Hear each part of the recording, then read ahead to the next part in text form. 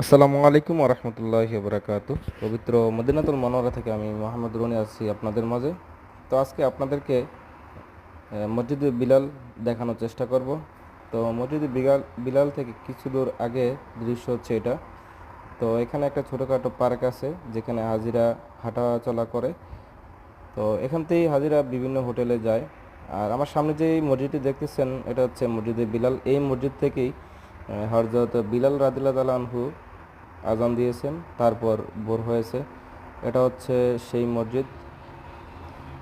তো আমি এখন মসজিদে বিলালের পাশ দিয়ে যাচ্ছি এবং আপনাদেরকে দেখানোর চেষ্টা করতেছি। এত সুন্দর একটি দৃশ্য কল্পনার বাইরে। তো দিনের বেলা যেমন তেমন রাতের বেলা আরও সৌন্দর্য অনেক দূর বেড়ে যায়, কারণ রাতের বেলা লাইটিংটা অনেক সুন্দর করেই করা হয়েছে।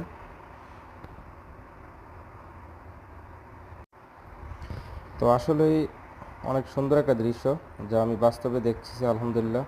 তো ক্যামেরায় কতটুকু সুন্দর দেখা যেতেছে তা আমি বুঝতেছি না। তো তা আপনারাই বুঝতে পারছেন যে রাতের বেলা পবিত্র মদিনাতুল মুনাওয়ারার দৃশ্যগুলো আসলেই অনেক সুন্দর। তো আমি কুবরির উপর দিয়ে যাইতেছি। কুবরি মানে ব্রিজের উপর দিয়ে যাচ্ছি। তো ভাবলাম মসজিদে বিলালের কিছু দৃশ্য আপনাদের মাঝে তুলে ধরি।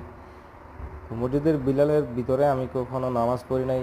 ইনশাল্লাহ কোনো একদিন সময় সুযোগ হলে মসজিদে বিলালের ভিতরে নামাজ পড়বো এবং ভিতরের দৃশ্যগুলো আপনাদেরকে দেখানোর চেষ্টা করব। এটা হচ্ছে সেই জায়গা যেখানে হযরত বিলাল রাদিয়াল্লাহু তাআলা আনহু আজান দিয়েছেন, তারপর ভোর হয়েছে। তো সেই বিলাল রাদিয়াল্লাহু তাআলা আনহুর নামেই মসজিদটি এখনও সবাই বিলাল মসজিদ নামেই মসজিদটি চিনে। তো এটা হচ্ছে সেই মসজিদ। তো ছোটোখাটো একটা ভিডিওর মাধ্যমে আপনাদেরকে দেখানোর চেষ্টা করলাম যে মসজিদে বিলাল রাতের বেলা কত সুন্দর দেখা যায়। তো ভিডিওটি ভালো লাগলে অবশ্যই আপনার বন্ধুদের মাঝে শেয়ার করে দিবেন যারা এই মসজিদটি দেখার সৌভাগ্য হয়নি। তো আপনার মাধ্যমে হয়তো বা তারাও দেখতে পারবে।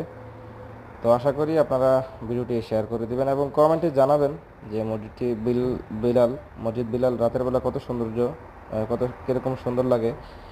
তো অবশ্যই সবাই কমেন্টে জানিয়ে দেবেন। তো যারা আমার চ্যানেলে নতুন আছেন তারা অবশ্যই চ্যানেলটি সাবস্ক্রাইব করে দেবেন। এই ধরনের ভিডিও পেতে লাইক কমেন্ট করে পাশেই থাকবেন। তো দেখা হবে অন্য একটি ভিডিওতে। পর্যন্ত সবাই ভালো থাকবেন, সুস্থ থাকবেন, নিজের খেয়াল রাখবেন, আমার জন্য দোয়া করবেন। আল্লাহ হাফিজ।